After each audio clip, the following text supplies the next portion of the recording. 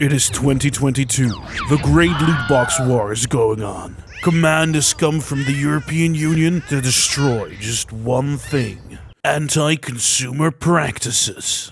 It has actually been a good couple of years since several gambling commissions from across Europe have criticized loot boxes, and pretty much most of them agree that loot boxes frickin' suck, and that they are inherently gambling. Recently, 20 different groups representing consumers from 18 European nations came together to publish a big report in which they indicate that loot boxes exploit players by a multitude of methods, ranging from the fact that humans are awful at calculating chance, lack of transparency, a multitude of layers of in-game currencies, all combined with the risk of losing your content at any point in time. And yes, it is cliche, but also that loot boxes are really good at manipulating children into wanting to continuously buy them, getting them potentially hooked on gambling. While many looked at the report as yet another meaningless gesture, it does seem that more and more countries are actually starting to act on it. We've just had the Spanish government introduce a bill to be voted on that would severely limit loot boxes, making it so that they cannot be advertised outside of nightly hours, requiring a government ID 18+ age checks to be able to access the gambling, and requiring full chance disclosure. And now we've actually got some political parties in the Netherlands also moving to actually adjust the law so that loot boxes are officially gambling. There's a bit of a misconception across developers and publishers around the world that this was already done.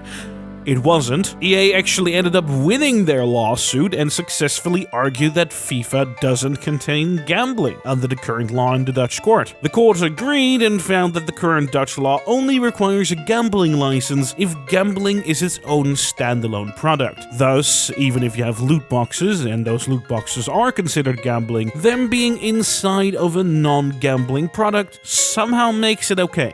Obviously, if the law is changed, then this would make it so that loot boxes are always gambling and that you would need a gambling license even if the gambling is inside of another product. Now, something that is very important on whatever level we end up making loot box laws is that we make sure these laws do not overreach. There are already certain games, such as Black Desert Online, that even limit in-game currency random chance items for some countries. Especially thinking about the world of MMOs, imagine no longer being allowed to have random chance drops from monsters, because there is a value input for random value output. Yeah, there is definitely some horrible law overreaching potential if lawmakers aren't careful. And you have to keep in mind that these lawmakers are not the main video game audience. Most of them around the world are just barely getting out of tech illiteracy. The chance for one of these people not to understand the severity of what they're doing is fairly large, which is the exact reason you've had so many people yelling that games need to learn to self-regulate before that hammer comes down. Yet the greed is too enticing, too hard to ignore for these corporations. Even with games that have switched away from the boxes, some of them are seemingly designed to get players complaining. It's something you can see quite a lot when talking about loot boxes in relation to Call of Duty. The way some players have experienced the shift is that the removal of these loot boxes means that now they can no longer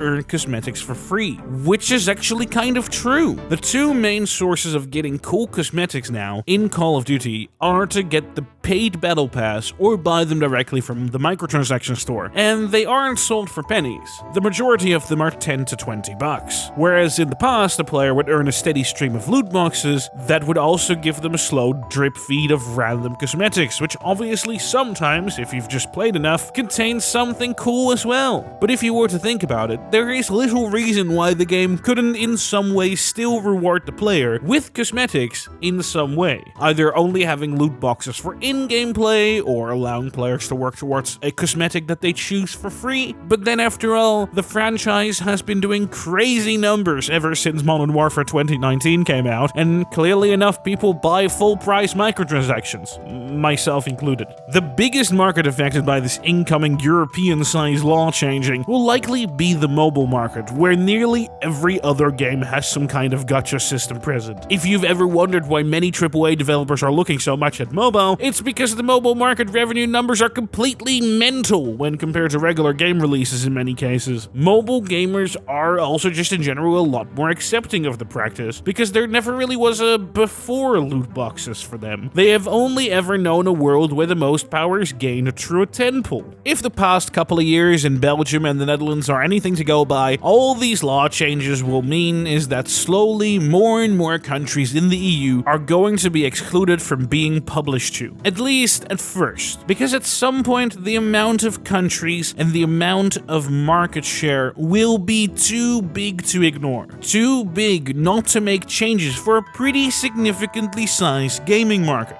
Don't fool yourself. Europe is a big video game market. In the industry, these countries are listed as tier 1 because it's where the most money is made. And these publishers will realize that earning money through non-loot box methods is always going to be more money than no money.